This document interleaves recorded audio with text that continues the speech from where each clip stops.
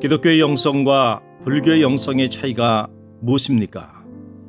불교는 개인적 영성을 추구하지만 반면 기독교는 공동체적 영성을 추구합니다. 왜냐하면 하나님의 영은 공동의 영이기 때문입니다. 하나님의 영, 즉 성령을 체험한 사람들은 누구도 홀로 거하지 않습니다.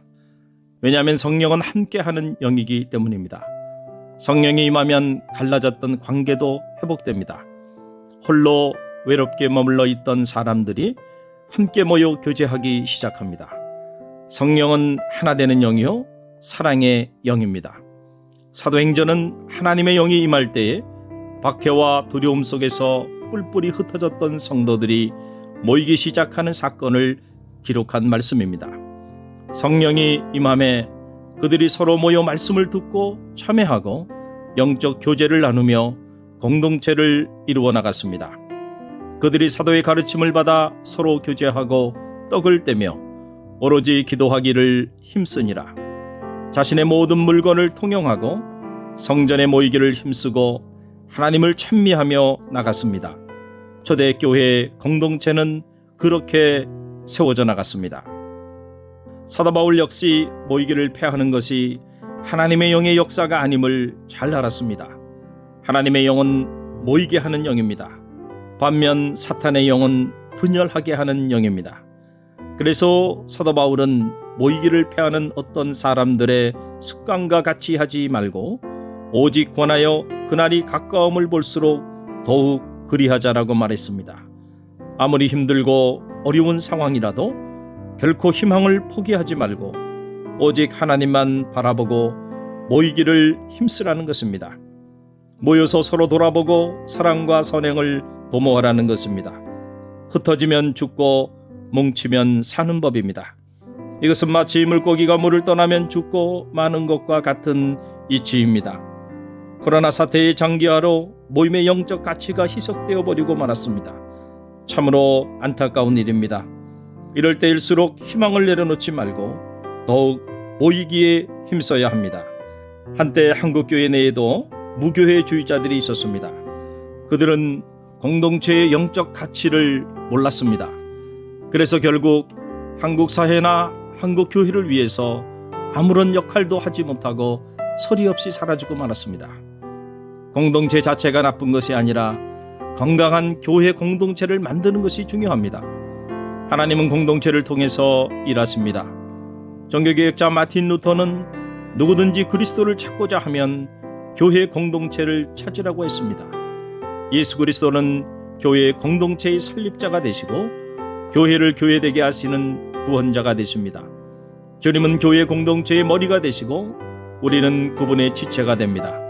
교회 공동체를 통해서 주님과 우리가 한 몸을 이루어가는 것입니다. 존 웨슬리의 감리교 운동은 철저히 공동체 운동이었습니다. 감리교 운동은 철저히 공동체 생활을 통해서 전개되었습니다. 교회 공동체 안에 많은 작은 공동체들을 만들어서 서로 영적으로 깊이 있는 돌봄과 교제의 생활을 하게 하였습니다. 웨슬리가 옥스퍼드 대학 시절 홀리 클럽을 통해서 경건 생활을 하였던 것이 밑거름이 되었는데 이것을 밴드라고 불렀습니다. 그들은 밴드 안에서 서로의 죄를 고백하고 다른 이를 위해 중보하였고 5가지 영적 규칙을 세워 준수하였습니다. 최소한 일주일에 1회 모인다. 약속된 시간을 반드시 지킨다. 찬송과 기도로 시작한다. 각자 차례대로 자유롭고 솔직하게 말하되 지난 모임 이후에 마음과 말과 행동으로 지은 죄와 느낀 유혹에 대하여 고백한다. 회원 중 한 사람이 먼저 자신의 영혼의 상태에 대한 말을 한 후 다음 사람에게 그들의 상태와 죄와 유혹에 대하여 질문한다. 밴드는 놀라운 효과가 있었습니다. 남성을 위한 밴드는 매주 수요일 저녁, 여성을 위한 밴드는 매주 주일에 모였습니다. 또한 매월 첫째 날 저녁에 모이되 먼저 기혼 및 미혼 남성들이 모이게 하고 다음 달에는 기혼 혹은 미혼 여자들이 모이게 하였습니다. 그리고 그 다음 달에는 다 함께 모이도록 구성하였습니다. 모일 때마다 초대교회의 전통을 따라서 기쁨과 순전한 마음으로 빵을 나눠 먹었습니다. 이것을 예찬의 Love Feast라고 불렀습니다. 예찬의 음식은 늘 호밀빵과 물이 전부였지만 언제나 만족하였습니다. 이처럼 날마다 모이기를 힘쓰는 이들도 있었지만 믿음의 공동체로부터 떨어져 나가는 사람들도 있었습니다. 조금씩 나태해지거나 기도의 열심을 잃어버린 자들입니다. 공동체를 떠나는 이들은 의도적이든 그렇지 않든 결국 죄의 유혹에 빠져 시험에 들었습니다. 웨슬리는 이런 이들을 위하여 매주 토요일 저녁마다 영적인 상담의 시간을 가졌습니다. 참회자반을 따로 만든 것입니다.